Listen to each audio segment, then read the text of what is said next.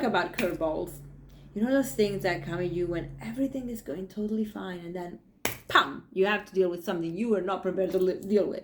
Okay, before we get there, if you're new to my channels, welcome. I'm Chantal, a holistic health coach, holistic nutritionist, and naturopathic doctor in training, as well as an energy healer and movement therapist. I am so excited to be here because my focus is women. I work with women to make sure that we can become empowered and really heal our bodies, understanding our hormones throughout our cycles and throughout the cycle of our life as well. And I really am so grateful to be here, and of course doing it with a plant-based diet on a very kind level energetically as well. Now, I have been talking about the emotional healing, the nutrition, and everything that comes with psychology and spirituality as well, because holistic means you have to really tackle all angles. So this conversation really goes into the trauma healing and the psychology, but also a spiritual level. This is going to be very important. So curveballs are those triggers that come at us when we don't really expect them to come at us, when we don't need them, when everything is kind of going okay and we think, okay, I'm riding this wave and it's cool, and then something happens that challenges us to rebuild and restructure and having to reconnect.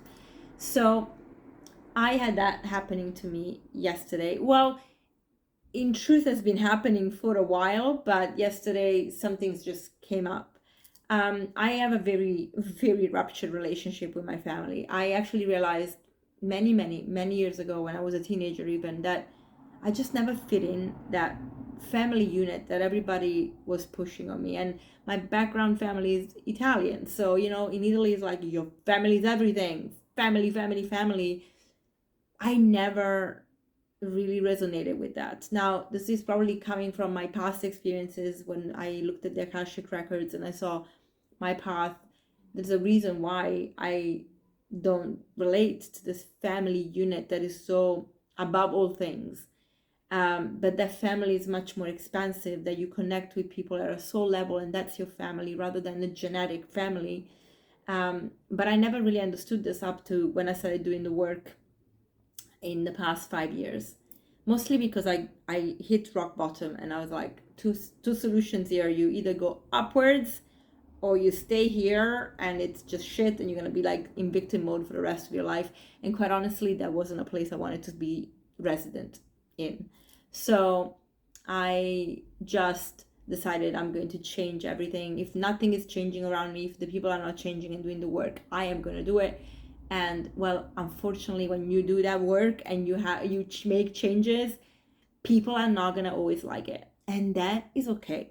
So I took the leap and I basically started really realizing that I had to detach from certain things. And I realized that I am doing a lot of the inner work, but this doesn't necessarily translate in the relationships I'm having with the people that I have these very poor energetic relationships with, because they are not actually working on the stuff they need to be working on. Otherwise, a lot of the words that they use, a lot of the stuff that they say would change, and that hasn't changed.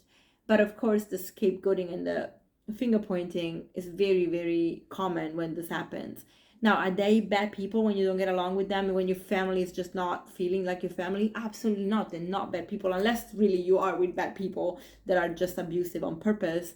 The truth is that everybody carries trauma from the lineage. So our parents, if they're not, aware, educated, healed, they will pass on the trauma to the children. And us, if we become parents, we will pass it on to the next generation if we're not healing it now. So it's a very, very normal thing. And of course, it affects the child. And my inner child is very wounded, And in a way, I have a mother wound, right? That knowing that I never had a mother figure that was present when I needed it, that the roles were switched where I was the mom, and that's not a role of a child should be having, really. But equally, and this is not about blaming, it's about just a factual thing. And is not, my family doesn't like it that I share it, but the truth is also, if I'm helping women heal their wounds, because so many of us have these relationships that are fractured with our families, especially the moms, I have to share it because it's just the truth. And although I get attacked for it, I cannot be helping other women if I'm not authentic myself. So at the end of the day, I think I'm actually doing the right thing. And again, this is not about attacking or saying the wrong things or pushing anybody, blaming anybody. It's actually, I have to take responsibility for what I didn't know before and the way that I acted in the past and what I'm learning now and how I'm going to heal. And there are very strong boundaries that have to be set up. And boundaries are something that people that don't have any don't like, or that they don't understand them, they don't like them, they see them as harshness and cruelty and walls. But boundaries are simply protective layers that we surround ourselves with. And in a way, I see boundaries as beautiful divine light, because I have to protect my inner light so that I can shine through when I'm trying to really help other people. This is my mission here, and it doesn't matter that some people don't get it. It doesn't matter if some people hate who I am and how I am and how I speak and what I say. It really doesn't matter, because the people that resonate with me, they will find me, and those are the people I need to hang out with. And then the people that don't like me, they will find someone else to learn from, work with, and hopefully grow with, because everybody has a journey. And this is why, actually, in the work that I have, one thing that resonated with me when I hear a lot of people speaking is there is enough for everybody. Now, of course, some people have a bigger platform, they have more connections, they are more out there, and other people are smaller, and sometimes we are so invisible to the naked eye, and that is okay still, because that is just, how much room there is to grow. But there are billions of people on this planet, so there is definitely someone for everyone.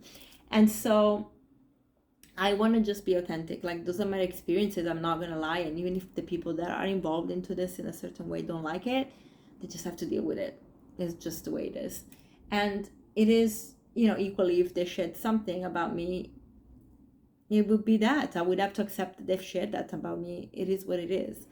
It's not, equally, what I think about them is just my impression of them, my experience of them. That doesn't necessarily mean it's the truth. They might be very different people with other people, right? And I actually know that they are, because, and just like me, actually, because our relationship is so fractured with my family, we are always hitting head. So they don't see the best version of me, they see the worst version of me, and that exists because it's part of the human experience. So of course their experience of me is not the best, but that doesn't necessarily mean that that's the truth of me. It's just in that scenario. So I have been doing a lot of this work, and actually will do a podcast episode talking about going from golden child to scapegoat, because I think it's such an important one to do. There are many, many layers that I'd like to discuss in the episode, so that's going to be an amazing one coming soon. The podcast launches again next week. I'm really, really excited. So, stay tuned for the wonderful episodes coming.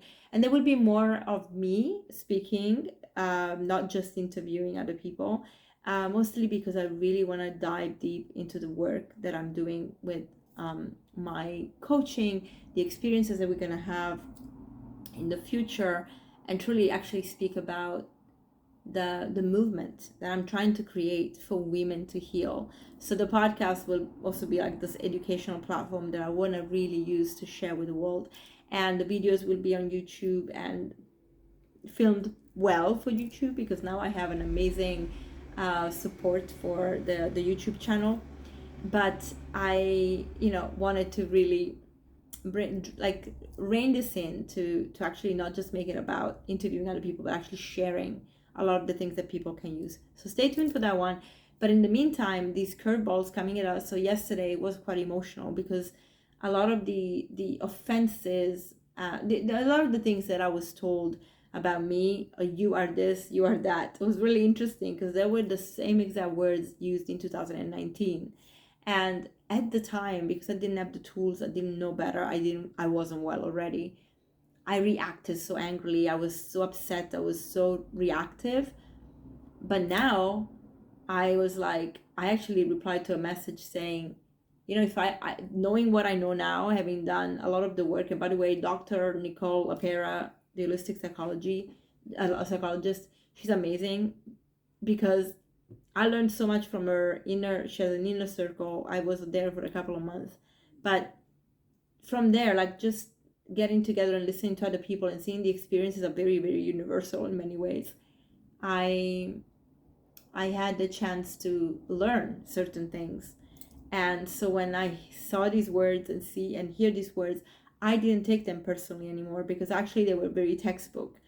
And they are textbook of people that are just not healed, even if they actually think that they are already they have grown and that they've done all the work and they are the best version that they can possibly be. The truth is, actually, we never the best version we can possibly be, because we can always grow. And the moment we stop growing, it's actually an offense to our intelligence, because we use such a small part of our brain, really, that the evolution into the next level and next level and next level, which then seeps in through the spiritual, you cannot just say that you've done all the work ever. So I'm really, really grateful for actually yesterday being a hard day, because it did inspire me to say, well, there's work to do still for everyone. And because I went through it, I actually felt and learned something even newer about me. And that was a test, by the way. The curveball yesterday was the test. Have you learned enough to react in a different way than before? And I can actually confidently say yes. So I was very proud of myself. I think that was really a good outcome, that I actually didn't react like I would have in the past. And that although there were certain things said that were hurtful, because they are just hurtful words, I also managed to just rise above them and think, I know this is not truth, so it's fine. And so I want to really inspire you to make sure that when these curveballs appear and they come to you, and especially when you're having a great time and you're like, really, everything was going so well, step back and think about the lesson. Or maybe, what is the test here? Oh, maybe the test is to make sure that I know that what I am learning, I can put into practice. And then I promise you, you will feel so much better about yourself, but also you will keep on doing the work, because when you see that the results are there, you just feel good about yourself and you feel that you are actually achieving something really important. So this is what I want to share with you today, talking about curveballs. Share in the comments what are the curveballs that lately came to you and how you dealt with them. And please don't feel guilty if you haven't dealt with them in the way that you wanted to. Again, it's just a way to remind us that we just have a little bit more work to do. So see you soon. Bye. Before I forget, please join my newsletter. Go to my website, which I've linked below, www.livelinehealth.com, and join my newsletter. It's a way for me to tell you what's going on, what's happening, and I also share amazing tips for health. Now, I don't spam. I really don't send just promotional stuff. I will always give you a lot of information. I will always tell you what's happening. If you ever get tired of the newsletter, you can always unsubscribe. But I really hope that you will use this to become part of the community. And if you ever want to work with me on my website, you can also see what I offer and how we can work together. And stay tuned for the future of Live Lean, because I'm really working on creating amazing stuff. See you soon. Bye.